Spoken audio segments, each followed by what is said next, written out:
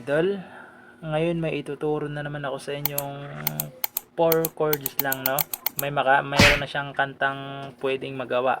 Mayroon na siyang 3 kantang mabubuo sa 4 lang na chords, no? So, yung kanta na yon, hindi ko lang alam yung title nung tinugtog ko kanina, no? Yung narinig nyo. So, ituturo ko muna yung chords niya para at least malaman nyo kung ano. So, itong chords na to para lang sa mga beginners, Pero mas maganda rin kung gusto ng mga pro rin na gamitin, wala namang problema. So ang chords nun is G, E minor, C, tsaka D. So paliwanag ko muna yung G para sa mga baguhan talaga, no? Ayun, G, first string, second string sa 3rd fret, tapos 5th string tsaka 6th string sa 2nd fret tsaka 3rd fret. Yan yung G chord yan.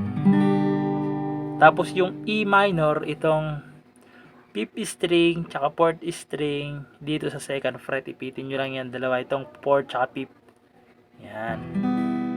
Tapos yung C natin, 2nd string 1st fret, 4th string 2nd fret, 3rd string 3rd fret.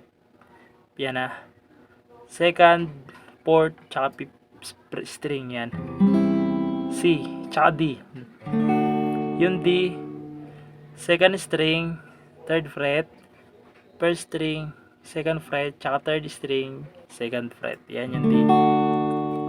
So, ganito yung kanina, yung kanta nung 4 na chords na yan, yung ganito siya.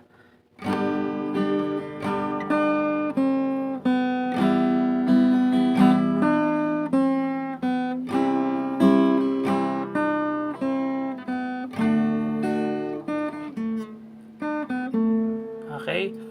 So yung tapos ito naman yung isa, yung parokya ni Edgar, no, yung nag-aaliw sa usok at bilangang kasama, mas okay pang lagi ganto, nalilimutan ka. Yun yung pangalawa. Ito naman yung pangatlo, yung pangako mo sa'kin hindi magbabago, ngunit bakit nilisan mo? Okay, so ayun mga idol, 4 lang na chords. So ituturo ko muna sa inyo yung kung gusto nyo lang naman yung ganito, no? So naka G kayo mga idol, naka G. Pagkatapos, di ba, naka-strum na kayo, ititira nyo lang to sa 2nd string. Yan, ganyan, no? Yan. 2nd string na siya, 3rd fret. Tapos kakalabitin nyo yan. 2. Tapos lipat dito sa 2nd string pa rin. Sa 1st fret naman. 2. Tapos open. 2. Okay? So, ganito siya pag tinugtog, no?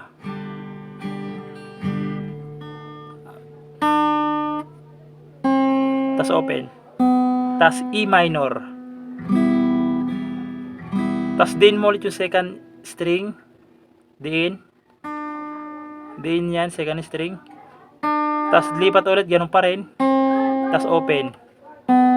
Tapos C naman, C. Tapos ganun pa rin. Tapos D. Yung sa D, ganito yung mangyayari sa kanya. 2nd string pa rin. 2nd string, open. Tapos din sa 3rd string, 2nd fret. Ganito siya. Okay? So pag play natin siya, ganito siya.